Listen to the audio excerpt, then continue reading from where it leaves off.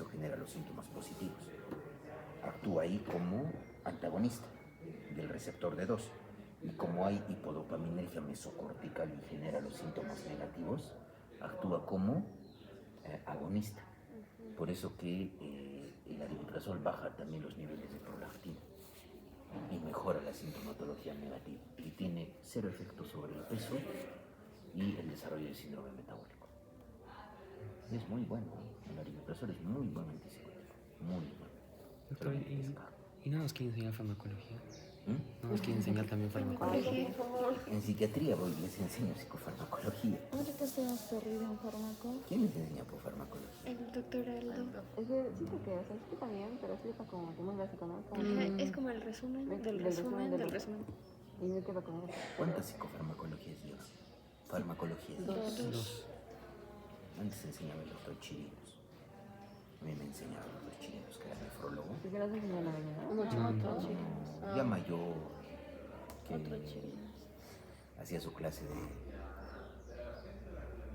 todito, escribía en la pizarra y tomaba examen de su esto, ¿no? De lo que él explicaba. La verdad que es mejor cuando escriben, porque siento que cuando presenta una diapo es como La que leen. Es que no se trata de leer, y la diapositiva nunca debe estar cargada, debe tener unas cuantas letritas nomás y imágenes.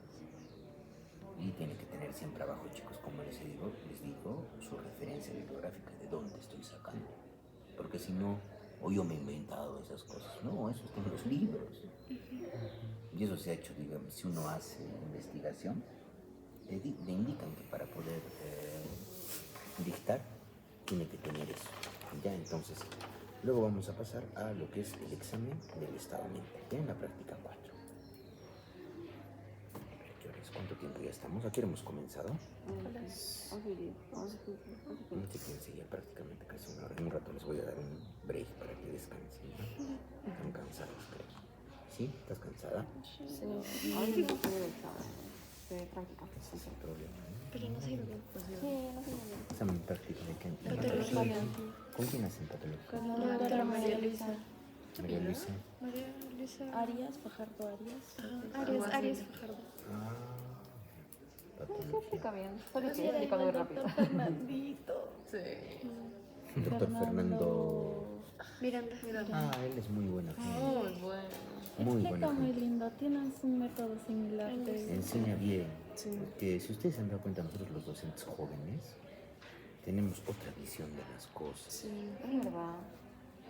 O sea, ya es que todos cumplimos un ciclo en la vida, chicos. Ya eso de maltrato o que el alumno tiene que venir sabiendo, eso no, eso es de la escuela antigua. Porque si no, el alumno por miedo aprende, nunca aprende por miedo. Nunca aprende por miedo. Si pretendemos que el alumno aprenda por miedo, estamos equivocados, estamos en la era de las cavernas, ¿no es cierto? Entonces, al igual que lo que les estaba indicando, el examen del estado mental, ¿qué creen que viene a ser el examen del estado mental? A ver, ¿qué creen que es el examen del estado Analizar mental? los elementos del paciente. Ya, es una evaluación. ¿Es una evaluación de qué? Física. No, evaluación de qué. Pensamientos. Ya, ¿qué estudiaba la psicopatología? ¿La normalidad en qué? En la afectividad, en la cognición y la conducta. Ya, entonces es la evaluación de, Asociación. sí, de la Afectividad. afectividad, conducta y cognición. Conducta y cognición de un determinado paciente. Ahora les hago esta pregunta y a todos mis grupos les hago esta pregunta. ¿El examen del estado mental se realiza de manera longitudinal o transversal en el tiempo? Transversal. Y eso recuerden, y eso también les he dicho en la clase.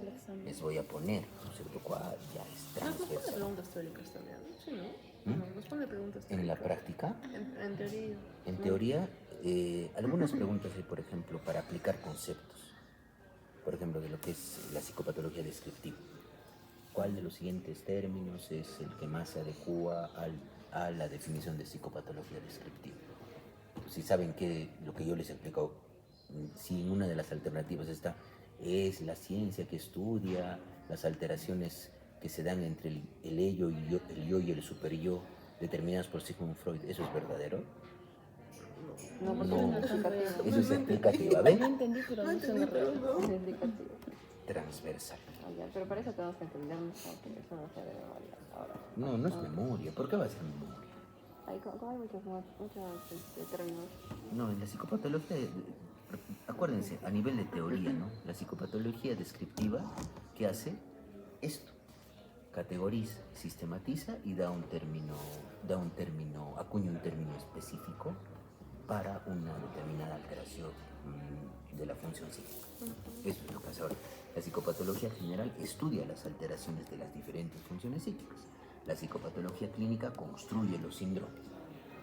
Sí, eso es lo que tienen que recordar. Entonces, es una evaluación transversal, el examen del estado mental. Entonces, por convención, chicos, como ya les he explicado, sin embargo, ya estamos avanzando. ¿Qué más nos pide? Y nos dice cuál es la importancia. Es transversal. En cambio, por ejemplo, la anamnesis, ¿qué tipo de perspectiva tiene que tener? Longitudinal, porque además yo les he puesto ahí, ¿no? Psicopatología sin patobiografía no es psicopatología. ¿Y a qué me refiero con patobiografía? A todo lo que le ha pasado al paciente desde que ha empezado a presentar la sintomatología, ¿ya? Y luego, ¿cuál es la estructura del estado mental? Del examen del estado mental. Tiene una estructura, ¿ya? Examen de psicometría. Exacto, del estado mental. Entonces, por convención, chicos, recuerden que por convención se divide las funciones psíquicas, porque al final el cerebro no funciona que el pensamiento está por acá, que el pensamiento está por allá, que el senso-percepción está por acá, que mi cálculo básico está por acá. No, el cerebro funciona como uno solo, como redes integrales. Entonces, solamente por convención se hace esta distribución para tener un orden adecuado. Entonces, lo primero que vamos a observar es lo que hemos descrito, ¿no es cierto? Aspecto y actitud hacia el examinador. Hacia el examinador. Examinador. Ahí describimos lo que les he dicho, ¿no? Paciente sentado en silla, en decúbito dorsal en cama, bajo sujeción mecánica, todo lo que ustedes observen. Si colabora, no colabora, si está limpio, ¿no es cierto? Luego, 2, valoramos la psicomotricidad. Y ustedes han visto cuando hemos pasado visita que puedo valorar la movilidad activa, que el paciente se mueva, o la movilidad pasiva, que yo lo muevo. Y también valoro la presencia de temblor. ¿Se acuerdan? Lo que les hacía estirar las manos, abrir los dedos y además les hacía cerrar los ojos y sacar la lengua para ver si hay temblor. Y también valoro tics. ¿Y han visto también que les hice ver un nistagmus? ¿Han visto un nistagmus? ¿No es cierto? Eso es lo que yo valoro en la psicomotricidad, ¿ya? Y lo vamos a hacer en la segunda fase ya de manera específica. Después de la psicomotricidad valoramos el lenguaje. Y el lenguaje tiene cualidades. Y eso es lo que no quiero que se olviden. Cualidades. Primero es la velocidad. Cómo las palabras fluyen una a otra. Velocidad. Luego el volumen. Si es de volumen alto, volumen bajo. Luego, ¿se acuerdan, no es cierto, que les preguntaba a los pacientes? A ver, señor, dígame, ¿qué es esto? O les decía, ¿qué es esto? Eso se llama latencia de respuesta. El tiempo que me demora en poderme decir algo. Y ahora, a ver, razonemos un poco, chicos. Si el paciente está deprimido y sus pensamientos están lentos, ¿cómo será su latencia de respuesta? Lenta. Va a estar aumentada. Y si el paciente está muy eufórico y tiene pensamientos como si estuvieran a la carrera, uno con otro, ¿cómo creen que va a estar su latencia de respuesta? Disminuida. Le voy a mostrar, antes de que le muestre, eso es lapicero, eso es reloj, me va a empezar a decir eso. Y eso es propio, por ejemplo, de los cuadros maníacos. Y cómo probablemente el ánimo afecta el lenguaje. ¿Se dan cuenta? Igual, cuando está un paciente deprimido, ¿cómo habla? ¿Cuál es su tono de voz? La prosodia que le da, las inflexiones que le da a su lenguaje. ¿Cómo es? Habla bajo, incluso a veces puede tener hasta un habla monótono. sin la inflexión normal. También hablan solos. A veces, digamos, pueden tener, empiezan a tener, más que todo, Ariana, perseveración del pensamiento y rumiación se llama eso. Empiezan a rumiar sobre cosas del pasado, a rumiar probablemente por cosas, por errores que ha cometido en el pasado o porque no he debido tomar esta decisión, yo soy el culpable de lo que estoy haciendo o merezco lo que me está pasando. Eso pasa, ¿ya? Latencia de respuesta. Y finalmente, cuando respetamos las reglas gramaticales y sintácticas que me permite, si yo por ejemplo respeto las reglas gramaticales, pero si de repente ahorita yo les empiezo a hablar sin conectores, ¿me van a entender? O si de repente ahorita les empiezo a hablar del lenguaje y de repente les empiezo a hablar del partido de Melgar y después les empiezo a hablar de los ovnis y la NASA, ¿hay un sentido? No hay un, ¿cierto? Doctor, y digamos, un paciente que hable como entre dientes, Ya. ¿en cuál de estos aspectos? Conducta alucinatoria, eso se llama musitaciones. Es como si, digamos, yo estuviera, te mira a un lado, mira a otro lado y empieza. ¿Han visto, por ejemplo, Marco? ¿Se acuerdan o no? Él tenía musitaciones. Sí se van a acordar, él tenía musitaciones. Y eso, las musitaciones, lo ponen como musitación y musitaciones y conducta alucinatoria, porque se dan cuenta que volteaba, miraba a otro lado, ¿no es cierto? Entonces, ese es el lenguaje con sus cualidades. Después del lenguaje, chicos, valoramos la afectividad. ¿Te acuerdan que al paciente le preguntaban, ¿cómo usted se siente de ánimo? Le decían, eso es el estado de ánimo. Estado de ánimo, que viene a ser el reporte subjetivo que da el paciente de su estado emocional. El reporte subjetivo.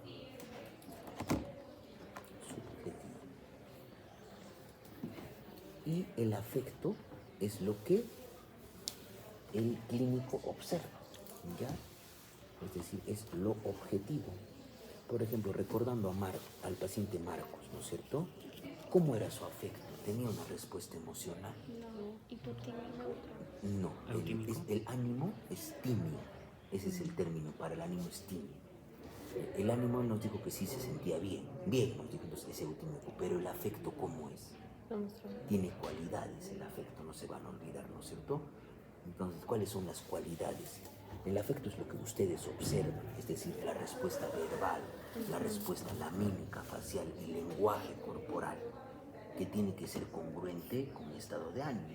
Por ejemplo, si yo les decía, ¿no? si en este momento, por ejemplo, me llaman por celular y me dicen que un familiar muy cercano a mí ha fallecido y yo me empiezo a reír, ¿ese afecto es apropiado o inapropiado? Inapropiado. Entonces, el afecto tiene, al igual que el lenguaje, tiene cualidades. ¿Y cuáles son esas cualidades del afecto? Claro, es lo que les he explicado en la clase, para que recuerden, es ESR. Es estabilidad. Normalmente nosotros experimentamos un afecto estable, muchos afectos son estables. No en un momento, por ejemplo, me puedo reír a carcajadas y después llorar como un niño, ¿no es cierto? Hay una estabilidad en el afecto, estabilidad. Luego tenemos justamente lo que les decía, sentido de propiedad.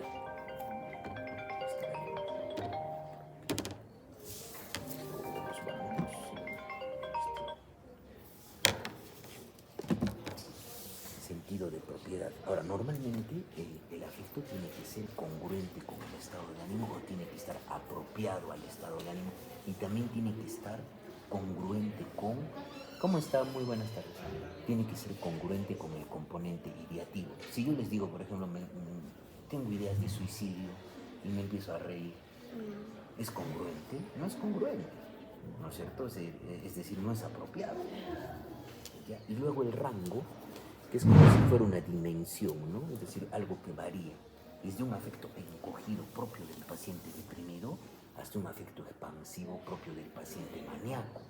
En el afecto expansivo me refiero, ¿qué harían ustedes, por ejemplo, si viene un paciente y nos empieza a saludar a todos, no nos conoce y nos empieza a saludar a todos? Eso se llama facilitación del contacto, es un afecto expansivo, es propio de los pacientes maníacos. El deprimido está encogido, ¿no? Puede estar así. En cambio, el maníaco tiene esa facilitación del contacto y puede hablar con las demás personas o empezar a tener una conversación sin la necesidad, digamos, de tener, digamos, una presentación. Yo recuerdo mucho cuando era recién una paciente que tenía un trastorno afectivo bipolar, vino en episodio maníaco, vino con bien maquillada, venía con su pijama y con su bata, ¿correcto? Tenía como un turbante acá y unos aretes.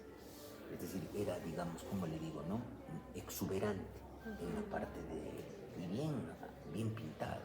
Y estaba ahí, ella decía que podía curar a los enfermos poniéndoles la señal de la cruz.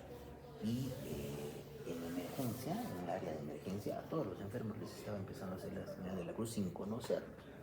Eso es facilitación del contagio. Entonces es netamente en el rango un afecto expansivo. ¿Se dan cuenta? ¿Ya? Y luego tenemos la intensidad. La intensidad va desde un afecto restringido o hasta embotado, ¿cierto? Hasta un afecto lábil. ¿Ya? Es decir, que puede variar de una emoción a otra. Por ejemplo, el paciente Marcos tenía un afecto prácticamente es casi embotado. Hay respuesta emocional cuando le decíamos algo, ¿no? Sí, ni siquiera establecía contacto visual, ¿no es cierto? ¿Ve? Ya. Estas son las cualidades del afecto, para que no se olviden. Él ¿Ya? tenía esquizofrenia, ¿no? Sí, tiene esquizofrenia, pero hay síntomas afectivos, porque eso se denominan síntomas negativos de la esquizofrenia. Y los síntomas positivos son las alucinaciones y los delirios. ¿Ya? 4, 5, después vamos a pensamiento. Y en pensamiento, ¿qué hay que valorar? Se explica en la clase teórica. Primeramente, el curso, ¿no es cierto? Como una idea se sigue a otra, se sigue a otra y se sigue a otra, ¿no es cierto? Que es lo normal. Nosotros ahorita, por ejemplo, tenemos un curso lineal del pensamiento. Y yo, por ejemplo, ahorita que les voy explicando, ya tengo una idea atrás de qué más tengo que decir, ¿sí? Curso, luego tenemos las alteraciones en el contenido. Ahí vamos a ver ideas delirantes, ideas obsesivas. Y se acuerdan que, ¿qué era lo que yo valoraba, chicos, cuando a los pacientes les preguntaba refranes o les preguntaba analogías? Memoria. Comprensión. Ya, compresión, ¿cómo se llama eso? Esa capacidad de liberarme de la literalidad de la frase. Capacidad abstractiva. ¿Ven? Eso es lo que yo valoro con las analogías y los refranes. Capacidad abstractiva. Y eso es parte del pensamiento. Parte del pensamiento. Entonces lo que justamente nos estaba preguntando su compañera y también lo que nos preguntaba, una cosa es alteraciones en el pensamiento, que vienen a ser las ideas, y otra cosa es alteraciones en la sensopercepción, que son las alucinaciones o las ilusiones, o las alteraciones en la sensación, en la intensidad, en la cualidad, que lo vamos a ver, ¿ya? Pues esto recuerden. Luego 6, valoro la sensopercepción. Sensopercepción. ¿Sí? Acá tengo que valorar sensación, percepción y lo que es la imaginería mental, que es la representación. Pues, ¿por qué he elegido también hacer esto más rápido? Porque ya tienen conceptos de todo esto que hemos podido ver en la clínica, ¿no es cierto? Después de valorar eso, valoramos, chicos, ahora, una de las cosas, les hago esta pregunta para que razonemos. ¿Qué es necesario para poder evaluar, realizar de manera adecuada un examen del estado mental en el paciente? ¿Necesario nosotros? No, el paciente. ¿Cómo tiene que estar el paciente? Tiene que estar dispuesto a responder las preguntas. Ya, pero antes de estar dispuesta a responder las preguntas, aparte de estar tranquilo, ¿Consciente?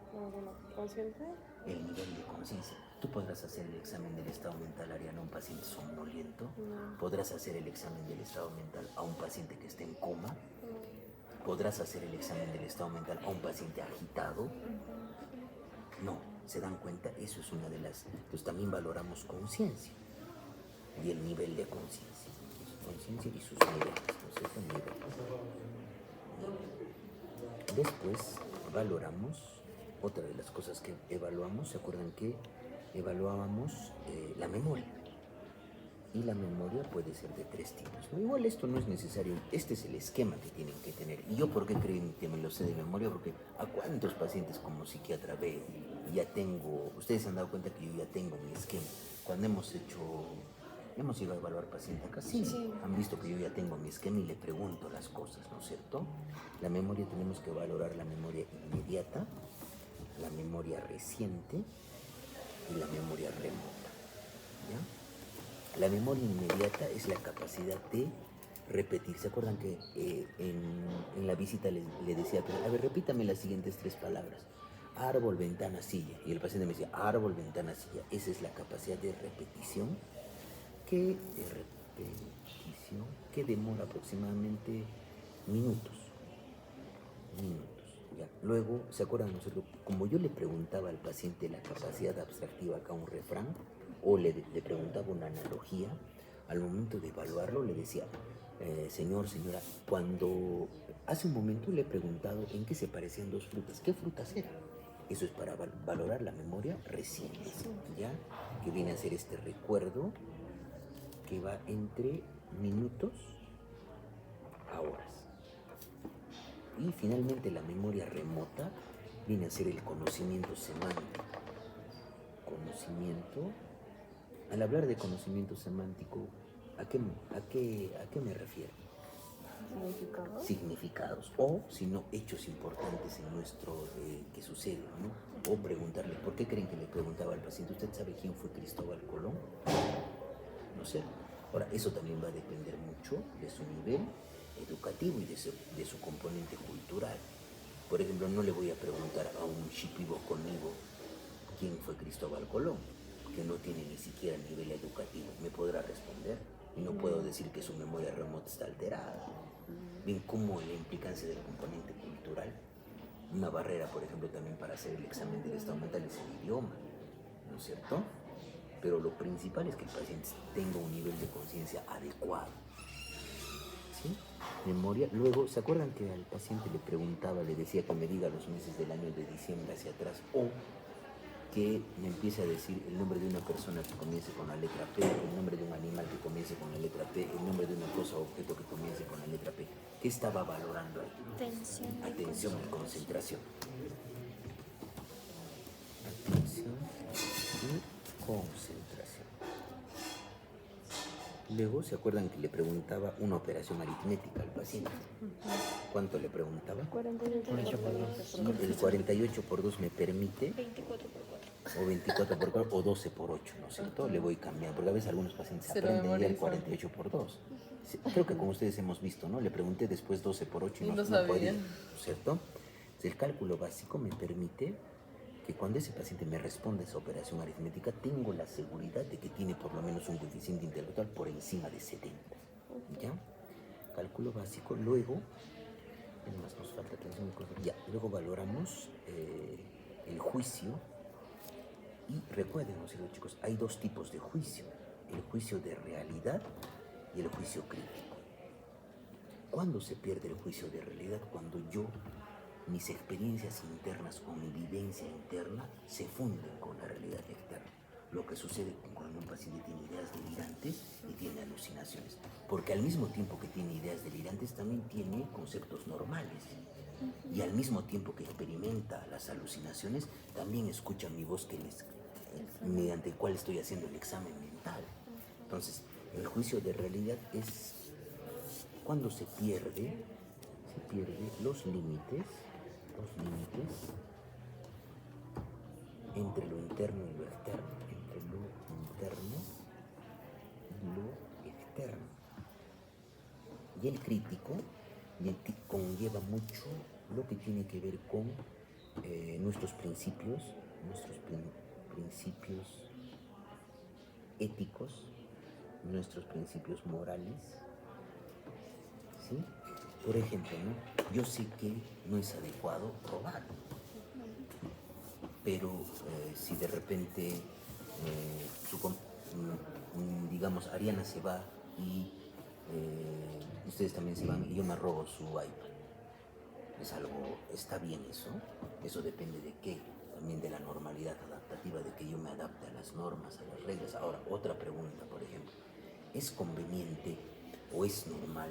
Un paciente tendrá un juicio crítico adecuado si después de la discusión con su pareja agarra 100 paracetamoles y se los toma. No, es un juicio crítico desviado cuando su juicio de realidad está conservado, ¿no es cierto? O que de repente, este ejemplo yo les ponía a sus compañeros.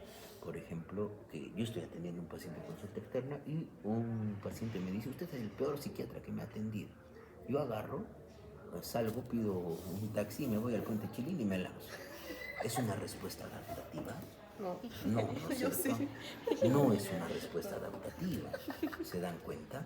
Entonces eso valora el juicio crítico. Yo lloro. Ponerle de repente a los al paciente situaciones hipotéticas para... ¿Se acuerdan cuando le pregunté a la señora, ¿usted qué haría si se encuentra un maletín con dinero? ¿Qué nos dijo? Se lo llevaría. Se lo llevaría. Si tenía dinero. Si tenía dinero. Entonces, aparte del juicio de realidad que estaba alterado en la paciente, su juicio crítico también estaba alterado. ¿Sí? ¿Se dan cuenta de eso? ¿Y en qué aspecto está alterado el juicio de realidad? Eso no entendí. Es decir, cuando el paciente funde su realidad, tú, por ejemplo, sabes que tus pensamientos, tus sentimientos y todo tu funcionamiento psíquico es propio de ti, no se funde con la realidad externa. Sabes que hay un límite entre eso o no haber límite. El paciente, cuando pierde esos límites, se altera el juicio de realidad. ¿Por qué? Porque empieza a actuar en función de esa fusión. Sí sabe que está mal, pero dice, por ejemplo, no la paciente, o sea, sabe que está mal, pero no lo dice y dice, Estaría lo devolvería, pero ¿cómo sabemos? O sea, Es que eso ya es clínica, ¿no? Dependiendo también, como te das cuenta, no solamente la valoración del juicio va a depender de solamente el juicio, sino también de las otras alteraciones que pueda tener en el examen del estado o sea, mental. digamos, si se va contradiciendo, ya podemos Ya vas. llegar a... Ahora, por ejemplo, ¿por qué creen que hay muchos pacientes, ustedes en el seminario que han visto, que tienen diabetes y terminan con nefropatía diabética realizando hemodiálisis? ¿Por qué creen que hay pacientes diabéticos que terminan con amputación de pierna o terminan justamente también con... Saben que no tienen que hacer algo por una cirugía. Tienen un juicio crítico alterado y probablemente hay alteraciones en su personalidad. Esa falta de adherencia al tratamiento tiene que ver mucho con el juicio crítico. O no, a ver, díganme. ¿Ven? ¿Se dan cuenta? ¿Por qué creen que pasa eso? No, pero o sea, no entendí. O sea, por ejemplo, en el caso de la señora que dijo que no devolvería la billetera, el crítico sería porque tipo ya no está sabiendo diferenciar en los valores que no se ha dicho éticos, ¿no?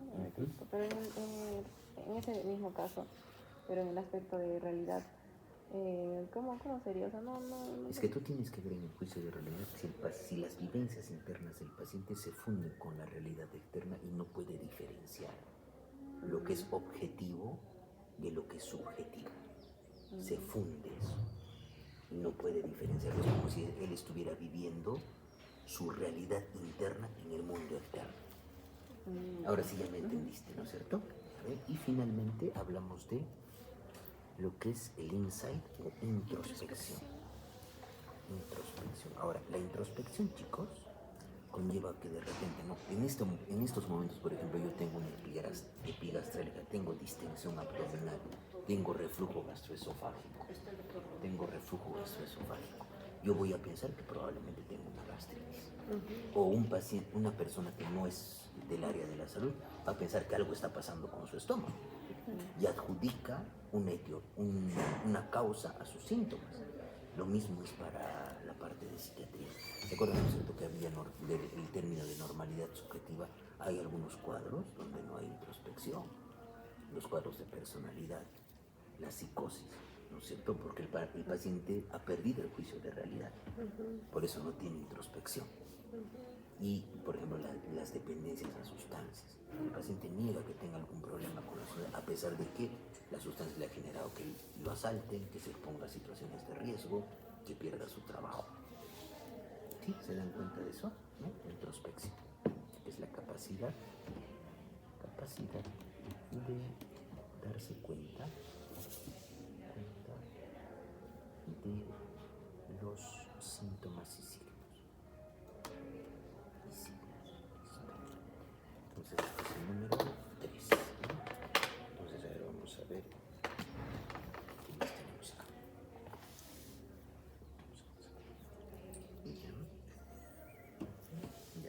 Realiza un cuadro sinóptico del examen mental y su importancia. Y tenemos una historia clínica psiquiátrica. ¿Eso se tiene que resolver o No, es un modelo solamente. No tienen que hacer ninguna, no dice ahí haga una historia clínica. No. no? Está bien. Entonces la mandamos virtual, ¿verdad? Sí, El todo es siguiente virtual. viernes. Sí. Ya, miren, ya hemos avanzado 2 prácticas. Lo bueno. Ya ahora me está molestando. Vamos a contestar. ¿Aló?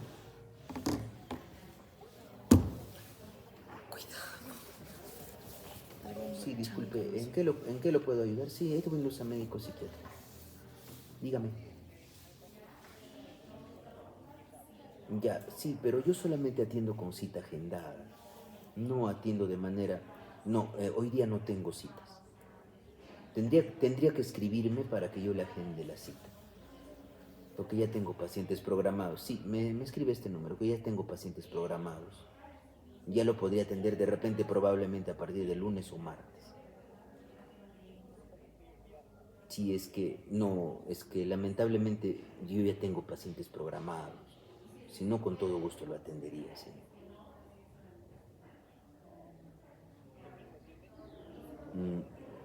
El próximo domingo tendría que, sí, si me escribe y me garantiza que va a acudir a la cita, yo le podría programar una cita el domingo.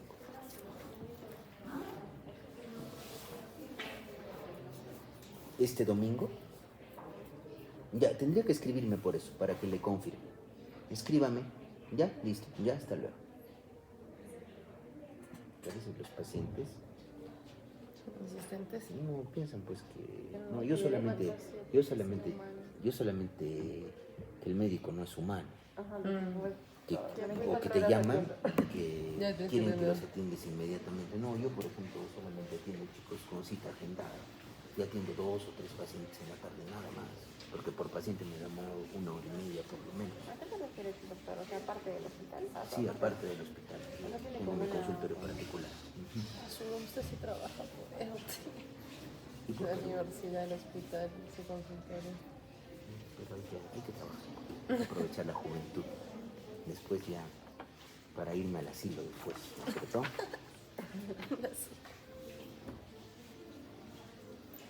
Entonces, hasta ahí hemos terminado eso. Después, ¿qué vamos a hacer?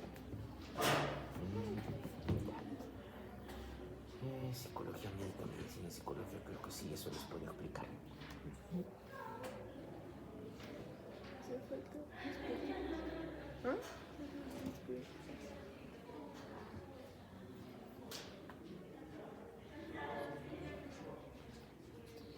Inmediatamente, ¿no? Primero tengo que terminar porque imagínense que yo de acá me vaya a atender, después de terminar todo el día enseñando, me vaya a atender y de ahí haga la tutoría. Termino cansado, pues no, yo por eso el viernes no atiendo, aunque tengo tiempo. Y atiendo a veces domingo. No, hay muchos médicos no atienden domingo, pero los pacientes...